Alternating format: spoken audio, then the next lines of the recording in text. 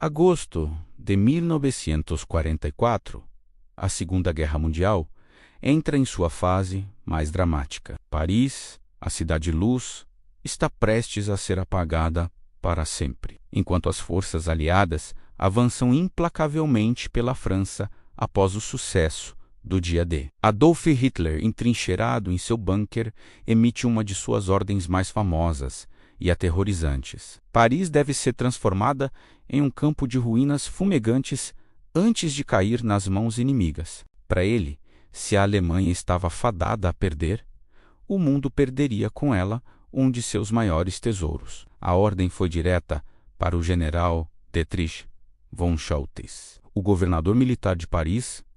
A mensagem era clara: a cidade não deveria ser entregue, a menos que estivesse completamente destruída. Imediatamente, engenheiros alemães começaram um trabalho sinistro. Explosivos foram metodicamente instalados nas fundações dos monumentos mais icônicos do mundo: a base da Torre Eiffel, os pilares da Catedral de Notre-Dame, as galerias do Museu do Louvre e todas as pontes que cruzavam o rio Sena foram minadas. Paris estava sentada sobre um barril de pólvora, aguardando apenas uma faísca. O plano era apagar séculos de história, arte e cultura com o apertar de um botão. Em 23 de agosto, a impaciência de Hitler culminou num telegrama histórico que ecoaria pela história.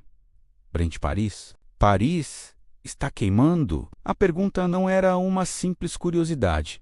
Era uma ordem disfarçada, uma pressão final para que sua vontade destrutiva fosse cumprida. O destino de Paris pendia por um fio, mas antes mesmo que os tanques aliados pudessem chegar aos arredores da cidade, uma chama diferente começou a arder dentro de Paris, a chama da revolta. Em 19 de agosto, o povo parisiense, junto com a resistência francesa, conhecida como FFI, decidiu que não esperaria por libertadores. Eles mesmos se levantariam para salvar sua cidade. A insurreição popular explodiu nas ruas. Trabalhadores de serviços essenciais entraram em greve, paralisando a cidade. Policiais parisienses, antes obrigados a servir sob o regime de ocupação, abandonaram seus postos e pegaram em armas para lutar ao lado da resistência. As ruas estreitas de Paris, que já haviam sido palco de tantas revoluções no século XIX,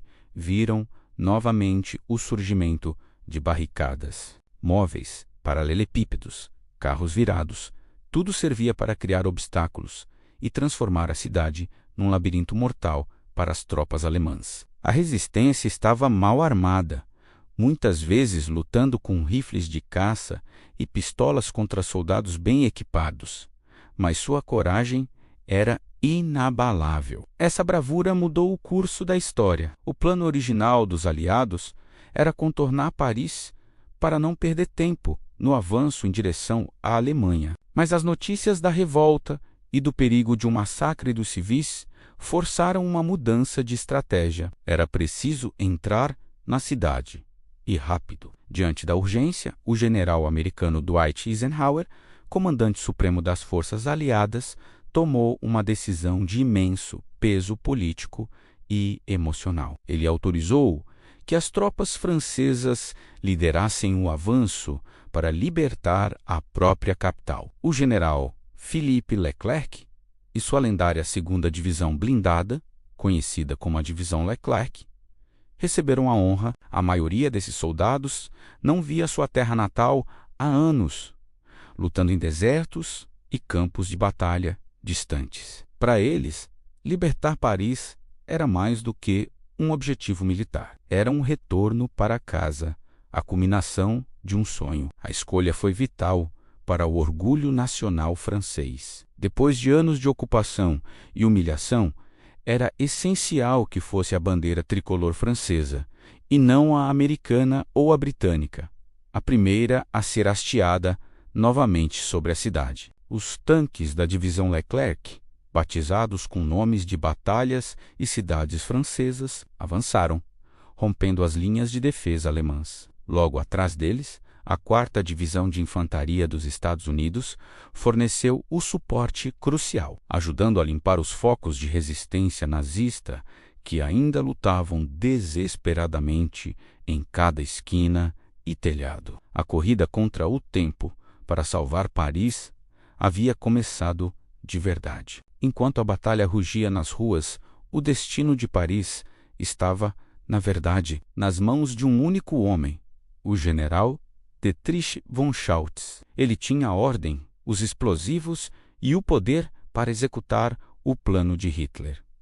Então, por que ele não o fez? Por que Paris não queimou? Essa é uma das perguntas mais fascinantes da Segunda Guerra Mundial, e a resposta está envolta em mistério e debate. A versão mais romântica, contada pelo próprio Schultz em suas memórias, é que ele, um homem de cultura e admirador da história, simplesmente não conseguiu destruir uma cidade que amava. Ele teria percebido a insanidade de Hitler e decidido, por conta própria, desobedecer a uma ordem bárbara para salvar Paris para a posteridade. Ele teria escolhido a história em vez da obediência cega. No entanto, muitos historiadores oferecem uma visão mais pragmática. Eles argumentam que Schultz era, acima de tudo, um soldado realista.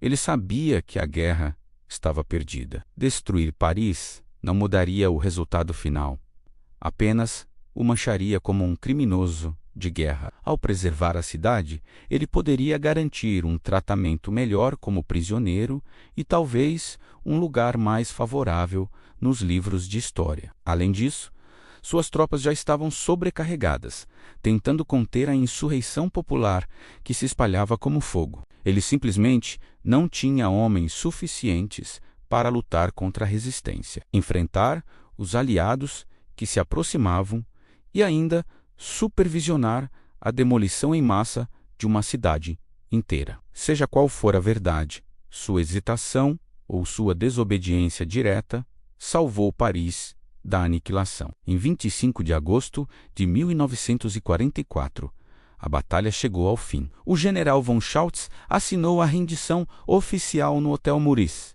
seu quartel-general. Paris estava livre. Para celebrar este momento histórico, o general Charles de Gaulle, líder da França livre, protagonizou uma das cenas mais icônicas do século XX. Ele caminhou a pé pela famosa Avenida Champs-Élysées, desde o Arco do Triunfo até a Catedral de Notre-Dame. Uma multidão em êxtase o saudava com aplausos ensurdecedores e gritos de Vive la France. A alegria era palpável, mas o perigo ainda não havia passado completamente. Atiradores de elite alemães, escondidos em alguns telhados, ainda disparavam esporadicamente contra a multidão, criando momentos de pânico em meio à celebração. Mas nada podia deter aquele desfile da vitória. Naquele dia, de Gaulle proferiu seu discurso mais famoso, palavras que capturaram perfeitamente o sentimento da nação.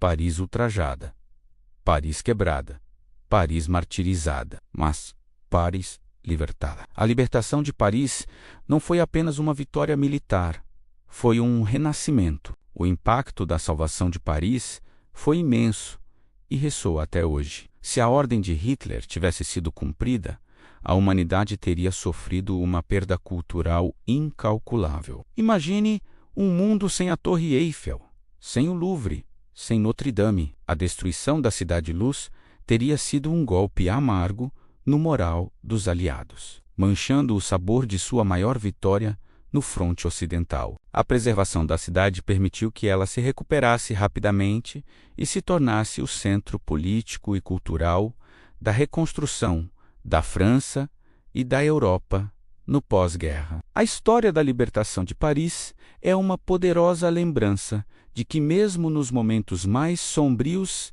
a coragem de cidadãos comuns, as decisões difíceis de líderes e talvez um lampejo de consciência de um inimigo podem mudar o curso da história e salvar a beleza do nosso mundo para gerações futuras. Obrigado por assistir. Se você gostou de mergulhar nessa história incrível, não se esqueça de deixar seu like, se inscrever no canal e ativar o sininho para não perder nossos próximos vídeos. Até a próxima!